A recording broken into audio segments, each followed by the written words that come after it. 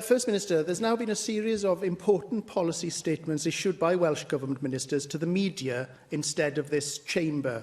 Of course, it's vital that members are given the opportunity to respond to Welsh Government announcements on behalf of the people of Wales. Last week, you chose to make an announcement to the media that affected hundreds of thousands of people right across South Wales.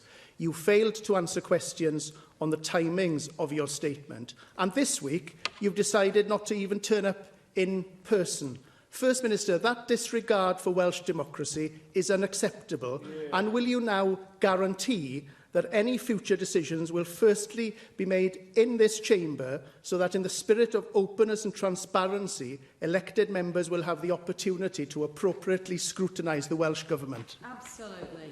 More than 2 million people across Wales are now living under your government's restrictions. The very least that you can do is offer their elected representatives a chance to question you on your decision-making, and that's why, firstly, making statements to this chamber is so important.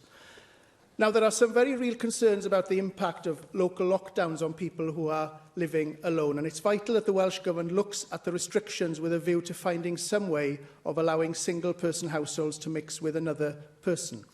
There has been little recognition of the serious impact that this could have on people's mental health, particularly given that so many single-person households have already had to shield for most of this year. And I know you've said that you're concerned about those elderly people living on their own who at the moment are not able to mix with anybody else indoors. Therefore, can you tell us what you're doing about it? Because you're aware of the Scottish model, which allows a single person to form an extended household with one another. Knowing how desperately isolated some people across Wales must be feeling, can you tell us why the Welsh Government hasn't already changed the regulations in relation to single-person households? As I'm sure you'd agree, we have to offer these people hope.